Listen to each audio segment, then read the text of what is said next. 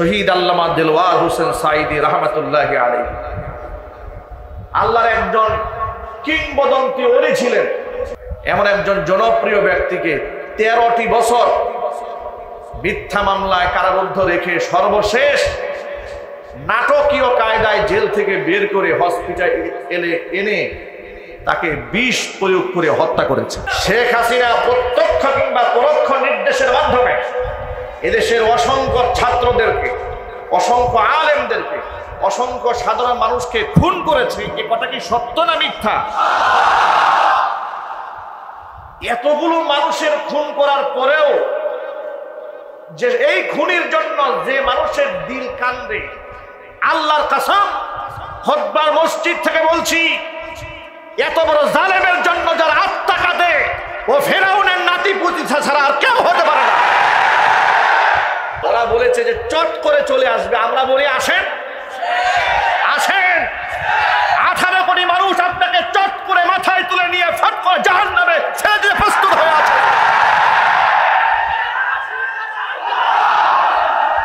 এক দোকানদার বেচারা আহত এক ছাত্রকে দোকানে আশ্রয় দিয়েছে, মার খেয়েছে, মায় লেগেছে দেখে যে একটা মানুষ রক্তাক্ত হয়ে পড়ে আছে, তাকে টেনে দোকানে ঢুকাইছে, তাকে একটু সেভ করার জন্য, যাক একটা মানুষ প্রাণে বেঁচে যাক। মানুষ, পুলিশ এত জানোয়ার কেমনে হয়? কেন ছাত্রকে আশ্রয় দিয়েছে? দোকানে শাটার খুলে ওরে সহ গুলি করে ঠান্ডা মাথায় হত্যা করেছে। এরা মানুষটা জানোয়ার, এরা মানুষটা জানোয়ার। এদের বিচার হওয়া দরকার নাই? কথা বলে বিচার দরকার নাই? এদের বিচার হওয়ার আগ পর্যন্ত ভালো করে শোনেন, শেখ হাসিনা থেকে শুরু করে টপ টু বটম প্রত্যেকটা খুনির বিচার হওয়ার আগ পর্যন্ত বাংলার মাটিতে এদেরকে রাজনৈতিক পরিচয়ে পরিচিত হতে দেওয়া হবে না। আপনারা ঐক্যবদ্ধভাবে প্রস্তুত আছেন? আমি দুহাত দেখতে চাই।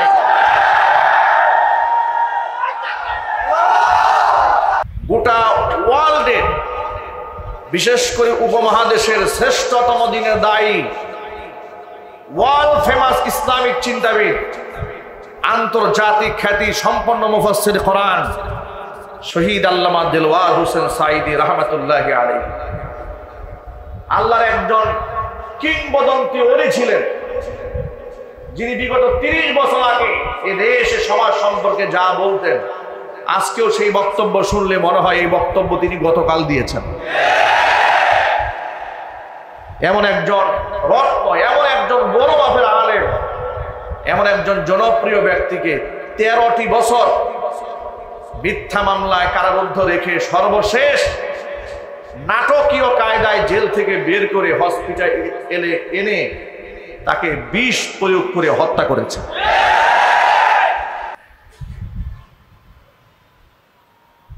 বছর খানেক আগে শহীদ আল্লামা দেলওয়ার হোসেন সাঈদী রহমতুল্লাহি আলাইহিকে যখন বিষ প্রয়োগে হত্যা করা হলো, তখন আমি ফেসবুকে স্ট্যাটাসে লিখেছিলাম যে স্বৈরাচারীর পতন অত্যাসন্ন, খুব অনতিবিলম্বে এই জালেমের পতন ঘটবে। তাই হয়েছে। আল্লামা মামুনুল হক হাফিজাহুল্লাহর মতো একটা সিংহ পুরুষকে নিজের স্ত্রী দিয়ে ধর্ষণের মামলা দিয়েছে। এখনো কোনো ফাহেসা বক্তব্য নাই যে আলেম সম্পর্কে না দিয়েছে। আমার মতো আদনা মানুষের ব্যাপারে ফেসবুকে নানান ধরনের বাজে বাজে কথা লিখেছে, যাতে করে মানুষ আমাদেরকে ঘৃণা করে। কিন্তু আজীব ব্যাপার হচ্ছে, ওদের সমস্ত মিডিয়া ছিল ওদের হাতে, 71, 72, 73 পর্যন্ত যা আছে সব, ঠিক কিনা বলে?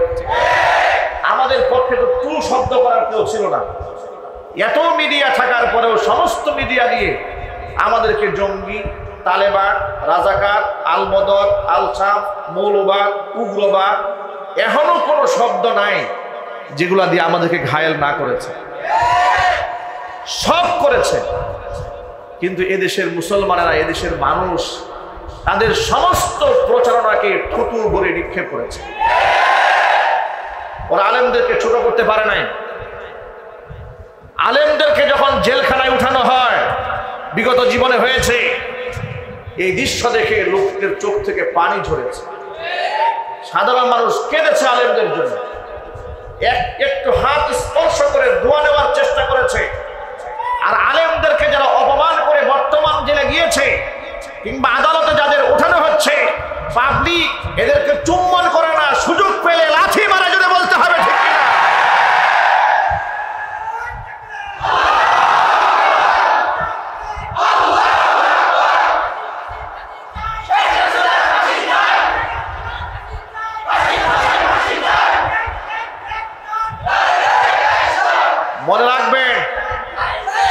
মনে রাখবেন, মসজিদের মিম্বার আওয়ামী লীগ, বিএনপি, জাতীয় পার্টি কিংবা জামাত ইসলাম কারো পৈতৃক সম্পদ নয়। মসজিদের মিম্বার সকলের, ঠিক কিনা বলেন? এই মসজিদের মিম্বার থেকে বিগত জীবনে জালেমদের বিরুদ্ধে যেভাবে আমরা গর্জে উঠেছি, ভবিষ্যতেও আমরা সেভাবেই গর্জে উঠবো ইনশাআল্লাহ। বলুন ইনশাআল্লাহ। আমি অবাক হয়ে যাই, এখনো পর্যন্ত স্বৈরাচারী হাসিনার জন্য যারা মায়া কান্দা কান্দে, ভালো করে শোনায় কথাটা। আচ্ছা, আপনাদের অত্যন্ত বিনয়ের সাথে প্রশ্ন করি, শেখ হাসিনা শত শত মানুষ খুন করেছে, এটা কি সত্য না মিথ্যা? যারা মুখ বন্ধ রাখেন, সন্দেহ আছে আপনাদের? একটু জোরে বলতে হবে। শেখ হাসিনা প্রত্যক্ষ কিংবা পরোক্ষ নির্দেশের মাধ্যমে এদেশের অসংখ্য ছাত্রদেরকে, অসংখ্য আলেমদেরকে, অসংখ্য সাধারণ মানুষকে খুন করেছে। এ কথা কি সত্য না মিথ্যা? এতগুলো মানুষের খুন করার পরেও যে এই খুনের জন্য যে মানুষের দিল কান্দে, আল্লাহর কসম, খুতবার মসজিদ থেকে বলছি, এত বড় জালেমের জন্য যার আত্মা কাঁদে, ও ফেরাউনের নাতি পুতি ছাড়া আর কেউ হতে পারে না।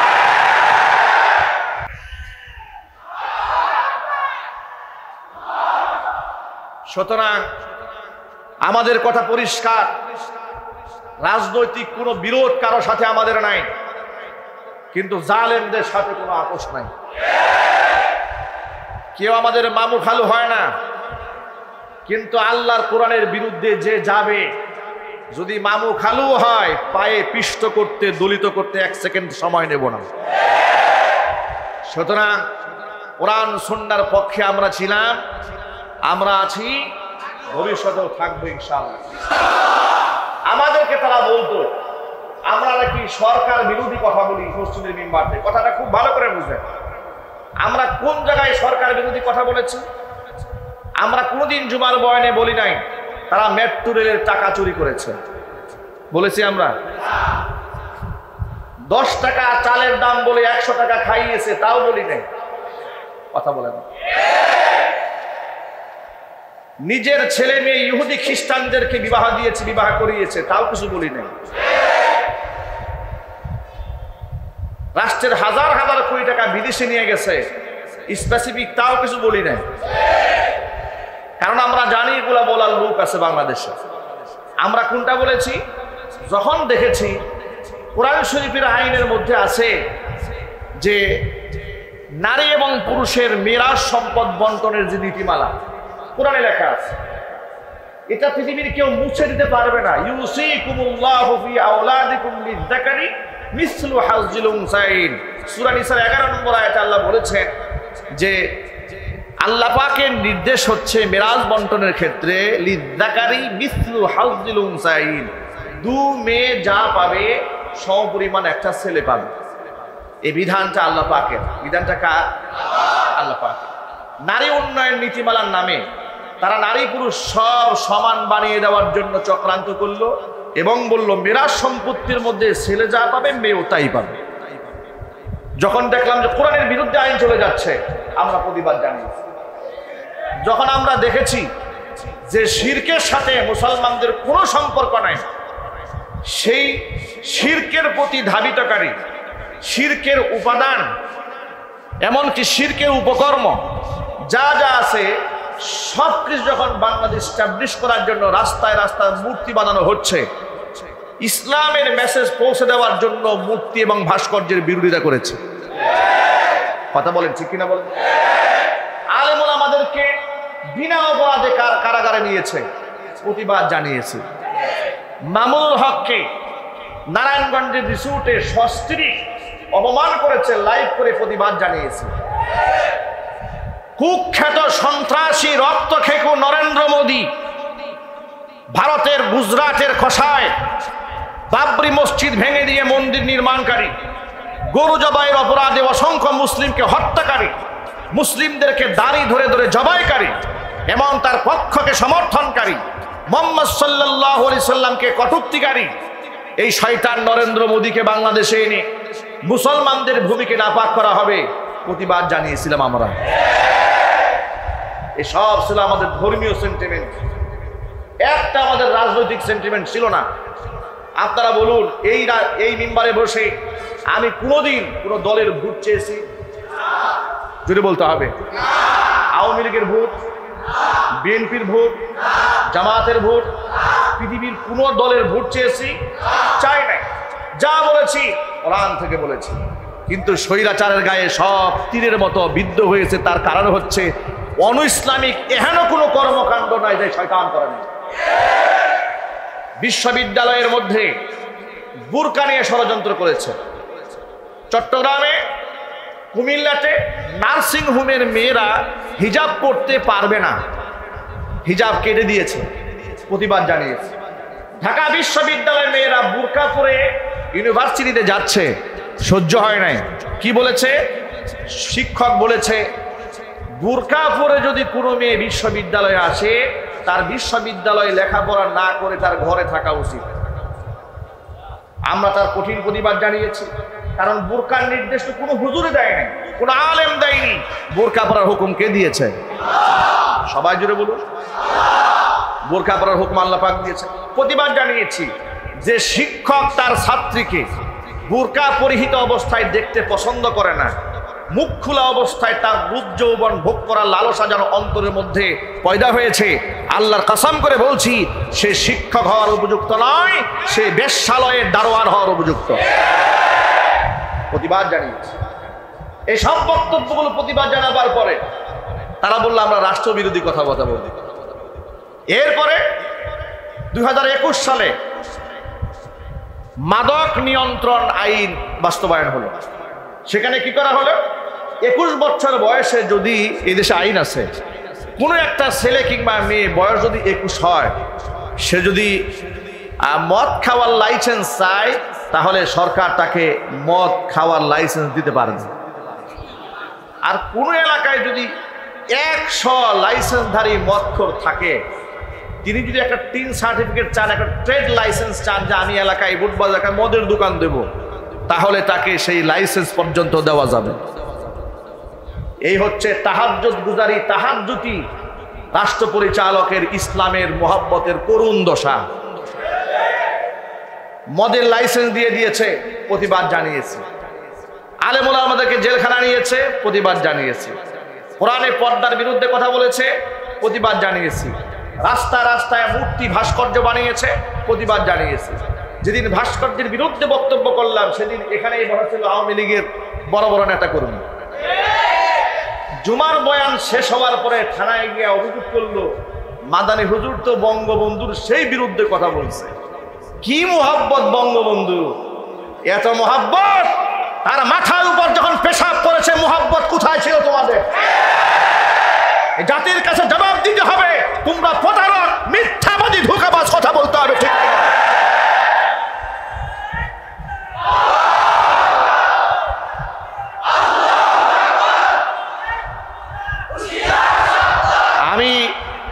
আমি তাদের উপর কোনো বিদ্বেষ নিয়ে কথা বলি নাই।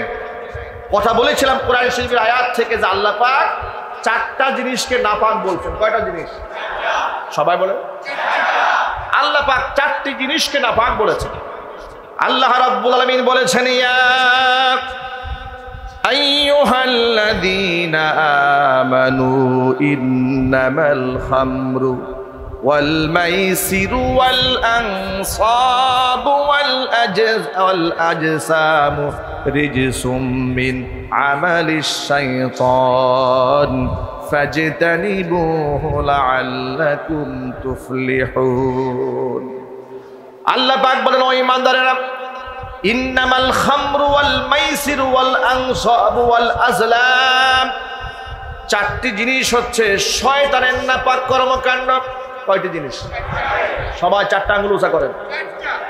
কয়টি জিনিস? আমি বলেছি কে বলেছেন? সবাই বলুন, কে বলেছেন? আমি বলিনি, আল্লাহ রাব্বুল আলামিন বলেছেন। চারটি জিনিস হচ্ছে শয়তানের নাপাক কর্মকাণ্ড। ইন্নামাল খামরু, এক নাম্বার হচ্ছে মদ, ওয়াল মাইসির, দুই নাম্বার হচ্ছে জুয়া, তিন নাম্বার হচ্ছে ওয়াল আনসাব, মূর্তি, চার নাম্বার হচ্ছে ওয়াল আজলাম, ভাগ্য নির্ধারণকারী তীর। এসব হচ্ছে রিজিসুম মিন আমালিশ শাইতান, এসব হচ্ছে শয়তানের নাপাক কর্মকাণ্ড। ফাজতানিবুহু, এগুলো তোমরা পরিহার করো, লাআল্লাকুম তুফলিহুন, তাহলে তোমরা সফল কাম হতে পারবে। আমার ভাইরা, তাহলে মূর্তি নাপাক, এটা কি আলেমরা বলেছেন, আল্লাহ বলেছেন? তাহলে রাস্তায় রাস্তায় ভাস্কর্যের নামে মূর্তি যখন বানানো হয়েছিল, কোরআন শরীফের এই আয়াত দিয়ে বলেছিলাম একজন মৃত ব্যক্তির জন্য দোয়া করেন, ফায়দা হবে। মসজিদ বানানো ফায়দা হবে, এতিমখানা করেন ফায়দা হবে, কোরআন তেলাওয়াত করে ইসালে সওয়াবের ব্যবস্থা করেন ফায়দা হবে। কিন্তু স্মরণীয় রাখার জন্য রাস্তায় রাস্তায় মূর্তি বানাবেন না, এটা মুসলমানদের কাজ নয়। আল্লাহর নবী, দু জাহানের বাদশা, ইমামুল মুরসালিন, রাহমাতুল লিল আলামিন, খাতামুল আম্বিয়া, নবিয়ুনা মুহাম্মদুর রাসূলুল্লাহ সাল্লাল্লাহু আলাইহি ওয়াসাল্লাম বলেছেন, ইন্নামা আনা বুইসতু লিকাসরিল আসনাম। পৃথিবীতে মূর্তি রাখার জন্য আল্লাহ আমাকে পাঠাননি, পৃথিবীর মধ্যে মূর্তিগুলাকে ভেঙে দিয়া আল্লাহর একাত্মবাদ প্রতিষ্ঠার জন্য আল্লাহ পাক জমিনের মধ্যে আমাকে প্রেরণ করেছে। আল্লাহু আকবার বলেন। আপনারা বলেন, ইব্রাহিম আলাইহিস সালাতু ওয়াস সালাম আমাদের কি হন? সবাই বলেন না, কি হন? তিনি আমাদের কি পিতা? আরো জোরে বলেন। এই কথাটা বলতে মুসলমান ভয় পাইত। বিগত 16 বছরে নবী ইব্রাহিম আলাইহিস সালাতু ওয়াস সালামকে জাতির পিতা বলতে মুসলমানরা ভয় পেত। এমনকি অনেক মাহফিল মঞ্চে জাতির পিতা ইব্রাহিম আলাইহিস সালাতু ওয়াস সালাম বলা হয়েছে, কিন্তু তাদের মাইন্ডে লেগেছে, তারা খুব কষ্ট পেয়েছে। বাস্তবতা আছে না নাই? আমার প্রিয় ভাইরা, ইব্রাহিম আলাইহিস সালাতু ওয়াস সালাম মূর্তি ভেঙে দিয়েছিলেন। কোরআন বলে দিয়েছি, মিল্লাতা বিকুম ইব্রাহিম হুয়া সাম্মাকুমুল মুসলিমিন, তোমরা তোমাদের জাতির পিতা ইব্রাহিম আলাইহিস সালাতু ওয়াস সালামের ধর্মের অনুসরণ করো, তার আনুগত্য করো। এর মানে তুমি যখন বিশ্বাস করবে আমি আল্লাহ ছাড়া কোনো মাবুদ নাই, ইলাহা নাই, আইনদাতা নাই, বিধানদাতা নাই, রব নাই, সৃষ্টিকর্তা নাই, আমি আল্লাহ ছাড়া কোনো রাজ্জাক নাই, কোনো খালেক নাই, কোনো মালিক নাই, হায়াত দানকারী কেউ নাই, জীবন দানকারী কেউ নাই, মৃত্যু দানকারী কেউ নাই। যখন তুমি বিশ্বাস করে নিয়েছো, পৃথিবীর কোনো পীর, পৃথিবীর কোনো দুর্গা, পৃথিবীর কোনো দরগা, পৃথিবীর কোনো ভাস্কর্যের সামনে সম্মানে তোমার মাথা নত হবে না। সম্মানে মাথা নত হবে একমাত্র কার সামনে? আমার প্রিয় বন্ধুগণ, ইব্রাহিম আলাইহিস সালাতু ওয়াস সালাম মূর্তি ভেঙে গুড়িয়ে দিয়েছিলেন। তিনি বাপ দাদা আত্মীয় স্বজনকে শিক্ষা দিতে চেয়েছিলেন মূর্তির কোনো ক্ষমতা নেই, সমস্ত ক্ষমতার মালিককে।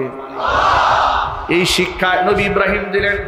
তাহলে তুমি সেই নবী ইব্রাহিমের আদর্শিক সন্তান বলে মুসলমান হিসেবে নিজে দাবি করার পরেও তুমি কিভাবে মূর্তি নির্মাণ করো? জবাব দাও, কথা বলে ঠিক কিনা? আমরা প্রতিবাদ জানাবার পরে তারা টেলিভিশন টক শোতে কি বলেছিল শোনেন। তারা বলল যে হুজুররা ভাস্কর্যের বিরুদ্ধে কথা বলে, অথচ তুরস্কে মূর্তি আছে, ভাস্কর্য আছে, ইরানে মূর্তি আছে, লেবাননে মূর্তি আছে, সৌদি আরবে এই ভাস্কর্য আছে, সেই ভাস্কর্য আছে, নানান যুক্তি। আমার প্রিয় ভাইরা, মনে রাখবেন, Saudi, Kuwait, Iran, Iraq, Lebanon, পৃথিবীর কোনো মুসলিম দেশ আমাদের জন্য মডেল নয়। আমাদের জন্য মডেল হচ্ছে কোরআন এবং সুন্নাহ। কথা বলেন ঠিক কিনা? আপনারা আমার সামনে যারা বসে আছেন, আমিও আপনাদের মডেল নই, আমি আপনাদের মডেল নই, আমি আপনি আমাদের সকলের মডেল বিশ্বনবী মুহাম্মদ রাসূলুল্লাহ সাল্লাল্লাহু আলাইহি ওয়াসাল্লাম। সুতরাং মূর্তি তুরস্কে বানিয়েছে না ইরাকে বানিয়েছে না ইরানে বানিয়েছে, এগুলা দাদাকে আদা পড়া শিখায় কোনো লাভ নাই। আজে বাজে কথা বলে গল্প করে কোনো লাভ নাই। আমি শোনাই কোরআন শরীফের আয়াত, ও আমার দেখায় ইরাক। কথা বলেন ঠিক কিনা বলেন? আমি দেখাই নবীর হাদিস, ও আমার দেখায় সৌদি আরব। আচ্ছা, ইরান কিংবা কুয়েত কিংবা তুরস্কের ভাস্কর্য খুব মজা লাগছে। সৌদি আরবে খুরমা খুব মজা লাগে, কিন্তু সৌদি আরব যে পর্দার ব্যাপারে খুব কঠোরতা আছে, এটা মজা লাগে না? সৌদি আরবে যে চুরি করলে হাত কেটে দেয়, ওটা মজা লাগে না? সৌদি করলে হত্যার বিনিময়ে যে হত্যা হয়, এটা মজা লাগে না? জিনা করলে, ধর্ষণ করলে কল্লা উড়াই দেওয়া হয়, এটা মজা লাগে না? এর মানে হচ্ছে তারা আসলে সৌদিকে মডেল মানে না। ওরা সৌদি শাসক কিংবা পৃথিবীর কোন মুসলিম দেশের মুসলিম শাসক যদি অনিসলামিক কোনো কর্মকাণ্ডকে করেই ফেলে, শয়তানের ওয়াসওয়াসায় পড়ে ওইটাকে হাইলাইট করে নিজেদের অপকর্ম ধামাচাপা দেওয়ার চেষ্টা করে। এইভাবেই সমস্ত মিডিয়া, সমস্ত সাংবাদিক, সমস্ত পত্র পত্রিকাগুলোকে তারা জিম্মি বানিয়ে ফেলে দিয়েছিল। মিডিয়াতে আলেম ওলামাদের প্রশংসা করতে দেওয়া হয় নাই, এমনকি আলেমদের বক্তব্য স্বাধীনভাবে প্রচারও করতে দেওয়া হয় নাই। কথা বলেন, ঠিক কিনা বলেন? আমি এবার যে কথাটি বলতে চাই সেটা হলো, আপনার জন্য, আমার জন্য, গোটা দেশের মানুষের জন্য আদর্শ মডেল আমিও নই, পৃথিবীর কোনো আলেম নয়, কোনো দরবেশও নয়। মডেল তাহলে কারা? কোরআন বলে দিয়েছি, লাকাদ কানা লাকুম ফি রাসূলিল্লাহি উসওয়াতুন হাসানাতুল লিমান কানা ইয়ারজুল্লাহা ওয়াল ইয়াউমাল আখির ওয়া যাকারাল্লাহা কাসীরা। আল্লাহ পাক বলেন, আমার রাসূলের মধ্যে তোমাদের জন্য রয়েছে উত্তম আদর্শ, তবে সকলেই সে আদর্শ গ্রহণ করবে না। লিমান কানা ইয়ারজুল্লাহা ওয়াল ইয়াউমাল আখির, যারা আখিরাতের দিনে প্রাপ্তির আশা করে, যারা আল্লাহ পাকের রহমত আশা করে, একমাত্র তারাই মুহাম্মদুর রাসূলুল্লাহ সাল্লাল্লাহু আলাইহি ওয়াসাল্লামের জীবন থেকে আদর্শ খুঁজে পাবে। আমি আমার সকল ভাইদেরকে বলি, সুতরাং ইরাক, ইরান, কুয়েত কিংবা লেবানন কিংবা Dubai, France, Britain, Canada, Germany মুসলমানদের জন্য আদর্শ নয়। মুসলমানদের জন্য আদর্শের নমুনা হচ্ছে কোরআন এবং আল্লাহ নবী সাল্লাল্লাহু আলাইহি সাল্লামের রেখে যাওয়া আদর্শ।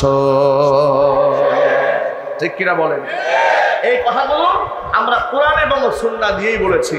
বলার পরে তারা বলেছে, এই তো হুজুর আমাদের বঙ্গবন্ধু বিরোধী, হুজুর আমাদের ভাস্কর্য বিরোধী।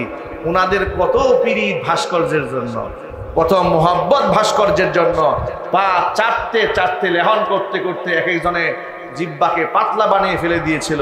এখন তোমরা সেই মূর্তিগুলো রক্ষা করতে পারলে না কেন? মামুনুল হক তো বলেছিলেন, যদি আমাদের সময় আসে আমরা আমাদের বাবার মূর্তি হলেও ভেঙে ফেলে দেব। আমি এই দেশে 5ই আগস্টে বিপ্লবী সাধারণ ছাত্র জনতাকে হৃদয়ের গভীর থেকে শ্রদ্ধা নিবেদন করি। আমি খুব অবাক হয়েছি যে খেলাফত প্রতিষ্ঠা হওয়ার আগেই মূর্তি ভাঙা শেষ। সুবহানাল্লাহ বলবেন না? আমি তো মনে করি এই দেশের আলেম সমাজ এই দিক থেকে সাকসেস, সফল। তারা এই দেশের মুসলমানদের কলিজার মধ্যে এই মেসেজ ঢুকাতে সক্ষম হয়েছে, মূর্তির সাথে মুসলমানের কোনো সম্পর্ক থাকতে পারে না।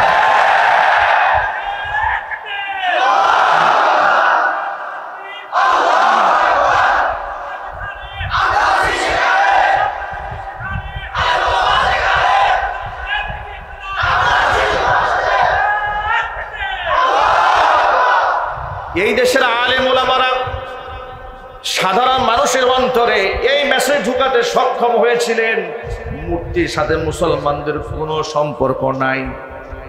এখন আমি আপনাদের কাছে বিনয়ের সাথে জানতে চাই, আপনারাই বলেন, মূর্তির সাথে মুসলমানের কোনো সম্পর্ক আছে? এরা তাগুতে পরিণত হয়েছিল। তাগুত কাকে বলা হয় শোনেন? নিজে শরীয়ত বিরোধী কাজ করে অন্যকে শরীয়ত বিরোধী কাজ করতে বাধ্য করে, এটাকে কি বলা হয়? এটাকে তাগুত বলা হয়। তাগুত, এটা কি বলা হয়? তাগুত। ফেরাউন সম্পর্কে কোরআন মাজিদের মধ্যে আল্লাহ রাব্বুল আলামিন বলেছেন, ইন্নাহু লাতাগা, যে সে, এই ব্যক্তি হচ্ছে সীমা লঙ্ঘন করেছে। কিভাবে ইসলাম বিরোধী কর্মকাণ্ড করতে বাধ্য করে? ছোট্ট একটা এক্সাম্পল দিই। বাংলাদেশের সমস্ত স্কুল, কলেজ, বিশ্ববিদ্যালয় থেকে শুরু করে আলিয়া মাদ্রাসা পর্যন্ত প্রত্যেক অফিসে, সরকারি অফিসে মাথার উপরে ছবি টাঙায় রাখা বাধ্যতামূলক করা হয়েছে। এই কথা কি সত্য না মিথ্যা? আপনারা এক বাক্যে জবাব দেন। মুসলমান যারা, এটা জানেন আপনারা, ভালো করে শোনেন।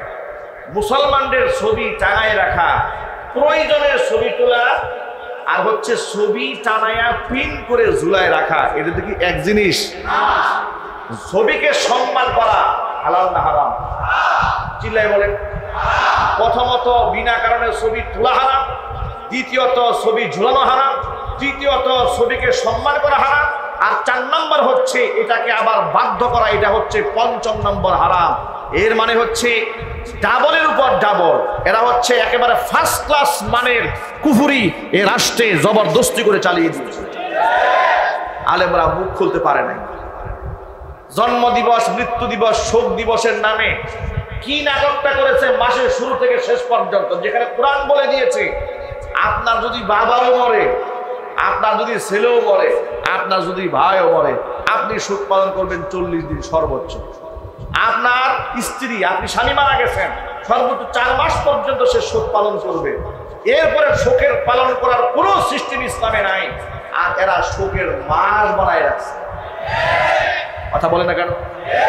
শোকের মাস। কি শোক তাদের! মেট্রো রেলের জন্য কান্দে, ভণ্ডামি তো সীমা থাকা দরকার। মেট্রো রেলের জন্য কান্দে, চোখের পানি মুছে, কিন্তু শত শত মায়ের মুখ খালি হয়েছে, একটু কান্না আসে নাই।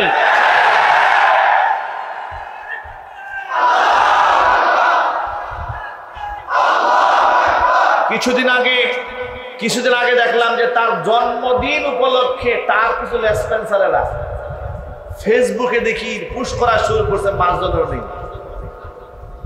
আমি তোমাদেরকে বার্তা দেই, যারা জন্মদিবস পালন করো ভালো করে শুনে রেখো, তোমাদের প্রতি আমাদের রাগ গোসা নাই, কিন্তু কথা বোঝার চেষ্টা করো। তোমরা শিশু, তোমরা বাচ্চা, তোমরা হাসিনারে চিনো নাই, তোমরা শেখ হাসিনাকে চিনো নাই বিদায় এখনো পর্যন্ত তার জন্য শুভেচ্ছা জ্ঞাপন করো।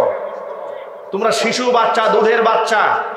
এই শেখ হাসিনা হচ্ছে সেই শেখ হাসিনা পিতৃ পরিচয়ের, পিতৃ হত্যার প্রতিশোধ গ্রহণ করার জন্য সে এমন পাগল হয়েছিল, বাবাকে হত্যা করেছে, এমন ব্যক্তিকে নিজের পা দিয়া চাপ দিয়ে ধরে নিজ হাতে জবাই করে খুন করেছে। এমন নৃশংসভাবে মানুষ হত্যা করতে পারে, সে মানুষ হতে পারে? আয়না ঘর আবিষ্কার করেছে। আপনি চিন্তা করতে পারেন, ইলিয়াস আলী সেই সিলেটে তার স্ত্রীর সাথে মোয়ানাকা করে হাসেন, নিজেও কান্দে, অথচ এই ইলিয়াস আলীকে হাসিনার অর্ডারে খুন করা হয়েছে। নাটক এবং সিনেমা অভিনয়ের তো সীমা থাকা উচিত। আমি তো মনে করি গোটা দুনিয়ার মধ্যে সিনেমার সবচেয়ে বড় অভিনেত্রী হিসেবে অস্কারের সবচেয়ে বড় পুরস্কার হাসিনার পাওয়া উচিত।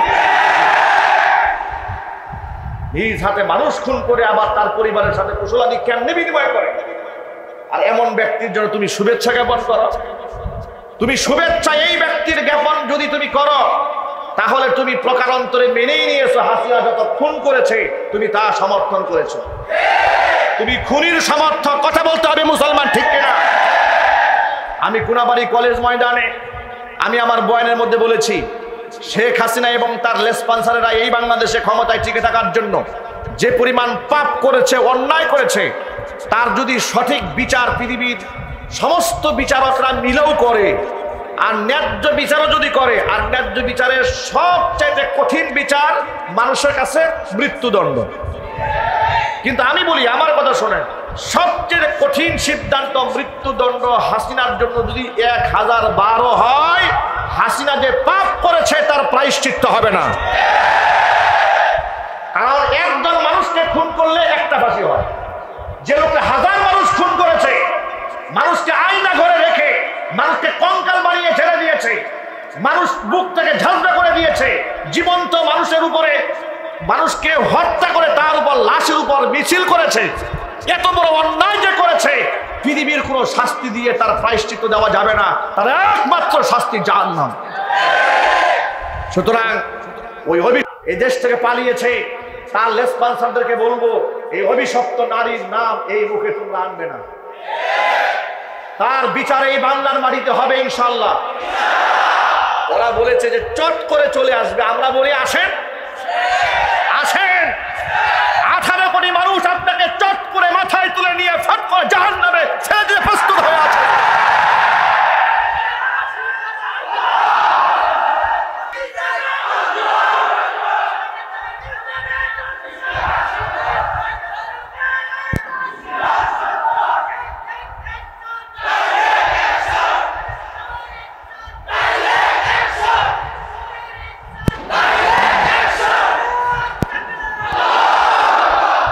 এই সাইনবোর্ডে, এই আমাদের এই পাশের এলাকা সাইনবোর্ড স্টেশনে আমি সেদিন ইসলাহি প্রোগ্রাম করেছি।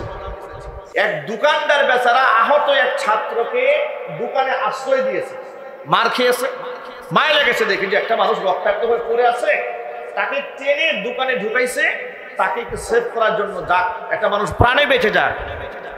মানুষ, পুলিশ এত জানোয়ার কেমনে হয়?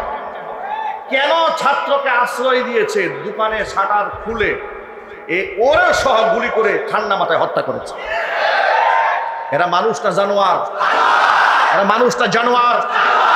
এদের বিচার হওয়া দরকার নাই? কথা বলে বিচার দরকার নাই?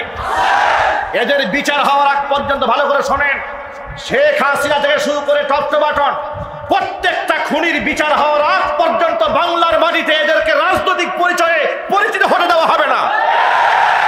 আপনার ঐক্যবদ্ধভাবে প্রস্তুত আছেন? আমি দুহাত দেখতে চাই।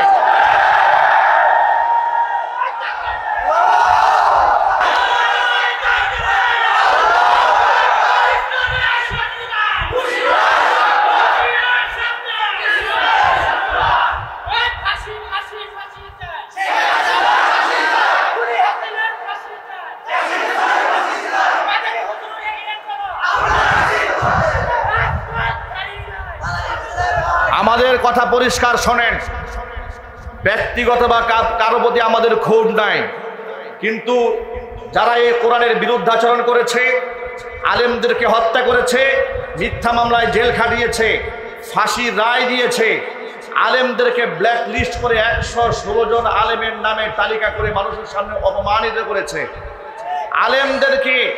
আলেমদের হাতে ছোট্ট রফিকুল ইসলাম মাদানির মতো ছোট্ট একজন মানুষকে সহ্য করতে পারে নাই, রিমান্ডে নিয়ে জামা কাপড় খুলে হাতের মধ্যে সিগারেট ধরাইয়া, প্যান্ট শার্ট পরাইয়া ছবি তুলে মানুষের সামনে তাকে অপমানিত করার চেষ্টা করেছে।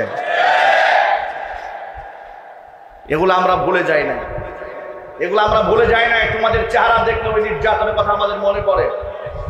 2018 সালে আমার মতো নগণ্য মানুষকে তোমরা মাহফিল থেকে ধরে নিয়ে গেলা, বিস্ফোরক আইনে মামলা দিলা, আর মামলার মধ্যে লিখে দিল কোন গোপন বৈঠক থেকে আমাকে ধরে নিয়ে গিয়ে আমার পকেটের মধ্যে 16টা তোমরা ককটেল পেয়েছো। এই নাটক তোমরা আমার সাথেও করেছিলে, কথা বলেন না ভাই, ঠিক কিনা বলেন? এই নাটক ওরা আমাদের সাথে করে নাই, আর জোরে বলতে করে নাই। এগুলোর বিচার হওয়া দরকার। কেন আমি বুটবাজার কেন্দ্রীয় মসজিদ থেকে আমাকে 4টা বছর দূরে রাখা হয়েছে? কেন আমি এখানে নামাজ পড়াতে পারি নাই? কোন অপরাধে, কোন নরাধম, কোন পাপিষ্ঠ, কোন ফাসেক, কোন ফুজ্জারের ষড়যন্ত্রে, কোন মুনাফেকের ষড়যন্ত্রে আমাকে মসজিদে মিম্বার থাকতে হয়েছে? ওই মুনাফেকদের অবশ্যই নেওয়ার আওতায় আনতে হবে।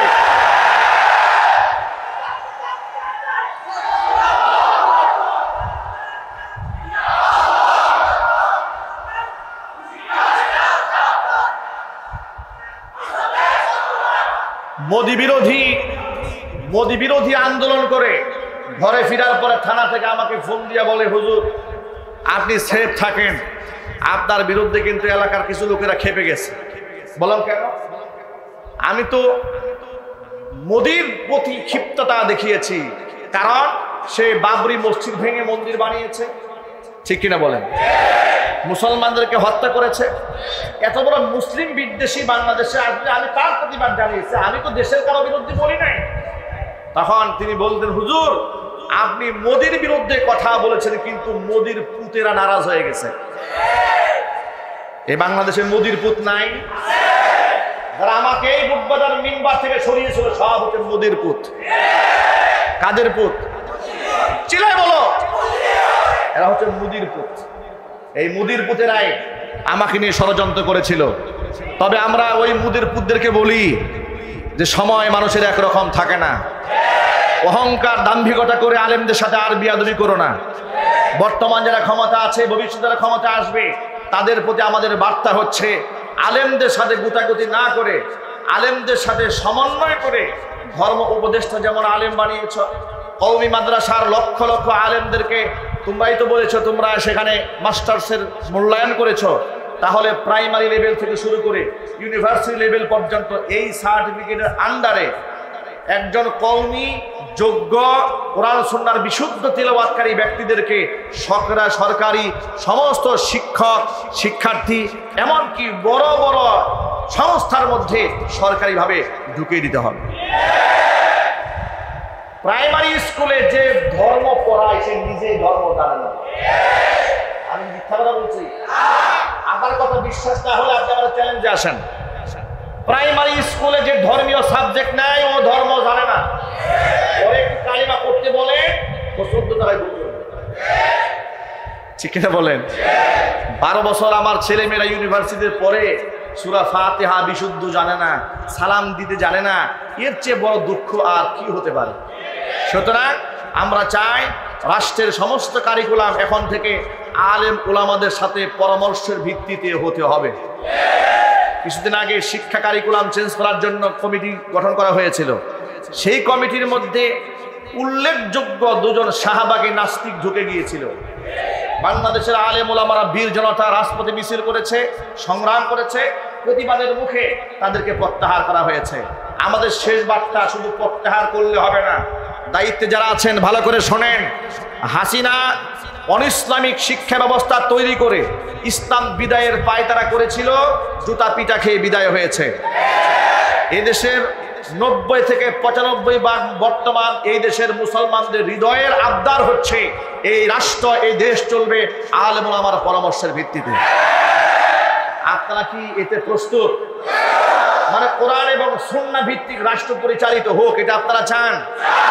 ছোট্ট একটা দাওয়াত দিয়ে দেই, আগামীতে কারা ক্ষমতা আসবে, নির্বাচনে কারা আসবে সেটা আমি জানি না, তবে আমি মুসলমান হিসেবে একজন আলেম হিসেবে আপনাদের দাওয়াত থাকলো, আপনারা অবশ্যই আল্লাহর কোরআন যে মানে, আল্লাহর কোরআন যে চায়, যে ব্যক্তি নামাজ পড়ে, রোজা রাখে, হজ করে, যাকাত দেয়, রাষ্ট্রে ইসলাম